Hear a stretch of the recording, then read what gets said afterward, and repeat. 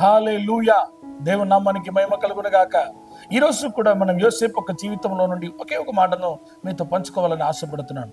యోసేపు ఒక జీవితంలో ఆదికాండం 41వ అధ్యాయం 52వ వచనంలో మనం ఇలాగ చూస్తున్నాం. యోసేపు ఒక మాట అంటున్నాడు, నేను బాధను అనుభవించిన దేశంలో దేవుడు నన్ను అభివృద్ధి పొందించెను అని చెప్పి రెండవది కుమారుడికి ఎఫ్రాయిము అని పేరు పెట్టాను. దేవుని నామానికి మహిమ కలుగును గాక. ఏ దేశములో అయితే బాధను అనుభవించాడో, ఏ దేశంలో అయితే కష్టాన్ని అనుభవించాడో, ఎక్కడైతే కురింగిపోయిన పరిస్థితిలో ఆమేన్ చెరసాలలో ఉన్నాడో, అదే దేశంలో దేవుడు ఆయనని ఉన్నతమైన స్థాయిలో నిలవబెట్టాడు. దేవుని నామానికి మహిమ. ఈరోజు నేను దేవుని సేవకుడుగా మీరు ఏ విషయంలో కురింగిపోయి ఉన్నారో, ఒకవేళ ఆర్థికంగా కురింగిపోయి ఉన్నారో ఏమో, ఒకవేళ బంధుమిత్రులు అందరి మధ్యలో మీరు చులకనైపోయారో ఏమో, ఈ రోజు దేవుని సేవకుడుగా నేను చెప్తున్నాను. యోసేపు అంటున్నాడు, నేను బాధను అనుభవించిన అదే దేశంలో, అందరు చెప్పండి, అదే దేశంలో, అదే విషయంలో దేవుడు మిమ్మలను కనపరిచి ఉన్నతమైన స్థాయిలో యోసేపును నిలబెట్టినట్లుగా మిమ్మలను కూడా నిలవబెట్టబోతున్నాడు. దేవుని నామానికి మహిమ కలుగును గాక.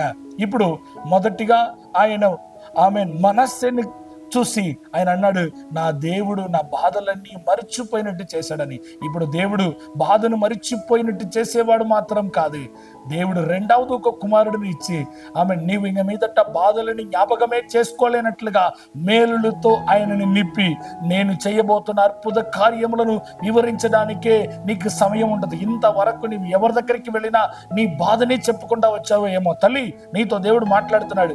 సహోదరి, నీతో దేవుడు మాట్లాడుతున్నాడు. ఎప్పుడు వెళ్ళినా నీ కష్టాలు చెప్పటం, ఏడవటం. ఈ రోజు దేవుని సేవకుడుగా నేను ప్రవచిస్తున్నాను, ఆ దినాలు మారి ఎఫ్రాయిం జీవితం నీ జీవితంలో మొదలవబోతున్నాయి. దేవుని నామానికి మహిమ కలుగును గాక.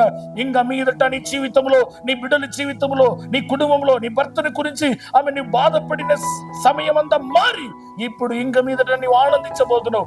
యోసేపు చెప్తున్నాడు, నేను బాధను అనుభవించిన అదే దేశంలో దేవుడు నన్ను అభివృద్ధి పొందించెను. ఈ దినాలు మీరు, మీ కుటుంబం, మీ పిల్లలు, మీ సంఘం అభివృద్ధి చెందబోతున్న దినాలు. దేవుని నామానికి మహిమ కలుగును గాక.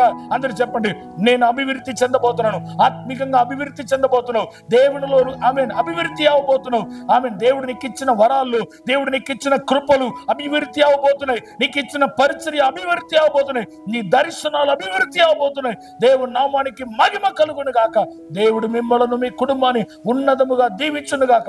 బాధను అనుభవించిన అదే దేశంలో యోసేపును గణపరిచినట్లుగా మిమ్మలను, మీ కుటుంబాన్ని దేవుడు గణపరిచి గొప్ప సాక్షిగా నిలవబెట్టును గాక. ఆమేన్, ఆమేన్, ఆమేన్.